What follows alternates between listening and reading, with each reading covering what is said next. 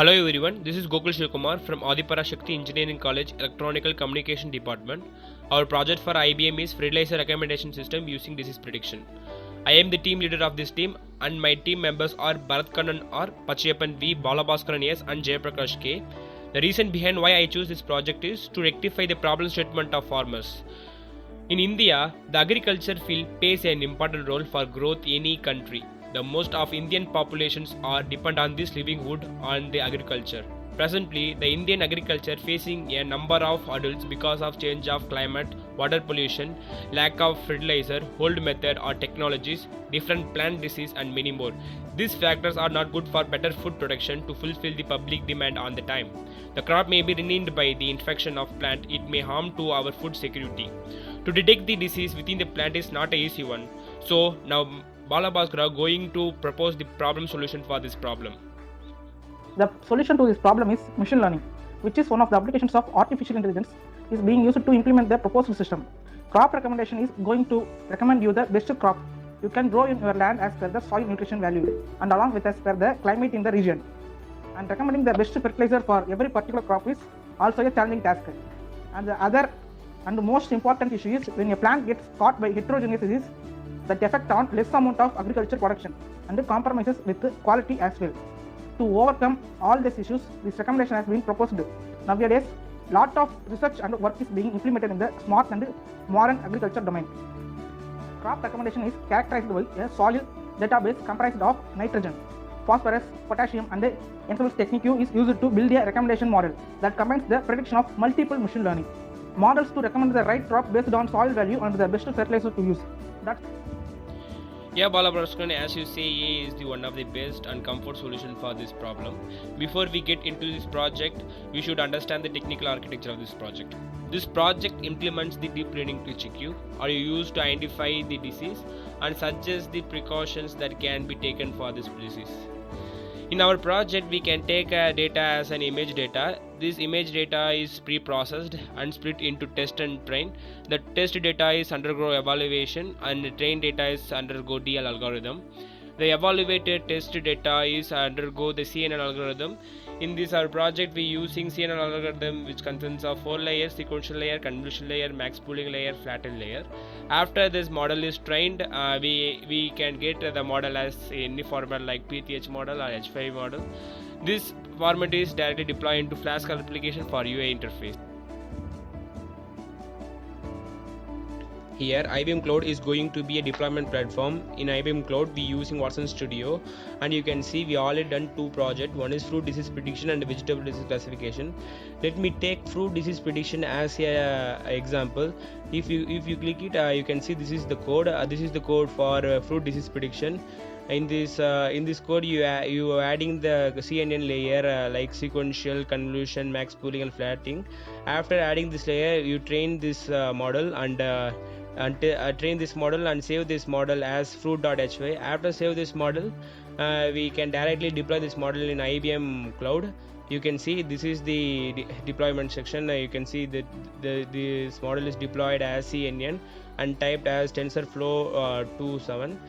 That's all about the deployment part of this project. Now Bharatkannan is going to explain about the Flask application. Now Bharatkannan will explain about the Flask application and front and back end of our project. Yeah, okay, Gokul. I'm here to explain about the Flask application and our work process of the project. And here I opened app.py. In this Flask app, these two are integrated in app.py. In Flask application, we have a backend code for the HTML codes to link them and working under the WSGI server. And there was HTML files are stored in templates. There was various HTML files, crop.result.html, crop.html, dashboard, like that. There was various HTML files are here stored in the templates folder. And in statics folder, there are three folders: CSS, images, and scripts. In CSS folder, we have a CSS files like a bootstrap, fonts, styles, like that. And images, we have stored the images in this folder. And in scripts folder, we have stored the JavaScript in this folder. And now let me show our example of the project, and I'm going to run this project. Our app.py file, it's loading. Yeah, it's loaded, and It gives output as running on HTTP 127 like that was local host. And you copy this link and open this on a browser. Yeah, it's your demo HTML web page, and this is the home page of this Fertilizer Recommendation. We have added two buttons: login page and register page. And login. We log in into the page. It's redirect to the dashboard page, and in dashboard page, the interface looks like this. In this, we give three services: crop prediction, fertilizer prediction, and crop disease prediction. So let me explain you from each and every services one by one. First, crop services. Crop services, you can predict the soil fertility and returns the result. Yeah, it presents a result as you should grow papaya in your farm. Now we can move on to the fertilizer. In fertilizer, it gives advice for best fertilizer for our soil. So we need to enter the nitrogen, phosphorus, and potassium value. Yeah, it returns the result like this. For our input value, this is the result. The N value of the soil is low, so it gives some suggestions for us. And we move on to the disease. In disease, we need to upload some image. Choose this image file and open. Yeah, and it predicted as a tomato, and the disease is bacterial spot. And what is the cause of the disease and how to prevent this?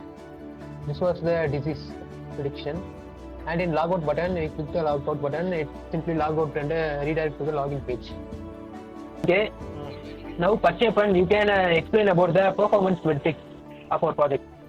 Bharat, now seeing the model performing testing, I will show the screenshots from project team shall fill the following information in model performance testing template and give the two parameters. One is model summary and another is accuracy. When model summary, we can total parameters have 896 and will be trained parameters is 896 and non-trainable parameters is 0. And it's also giving a screenshot from small size. And now we'll be going to see the accuracy. The training accuracy is 96.55 and the validation accuracy is 97.45. And also give one screenshot for the accuracy reports of 1 by 10, 225 or 225. It's 96x 420 ms steps. Loss 1.095. Accuracy is 0.7829. Val loss is 0.3157. It is the validation accuracy, and it's give total validation accuracy for all the points. That's all, Mr. Bharathkannan. Jayaprakash, can you explain about the future scope of this project?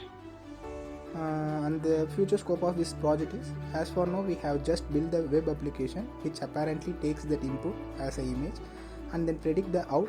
In near future, we can develop an application which computer vision and AI technique to predict the infection once you keep the camera near the plants, or it could make our project even more sensible.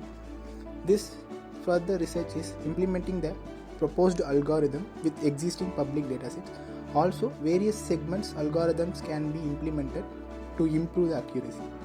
The proposed algorithm can be modified further to identify the disease that affect the various plants, organs such as vegetables and fruits. Okay, thank you Jayaprakash for your better explanation. That's all about this project. I hope this project will help the farmers for better crop yield production. Thank you.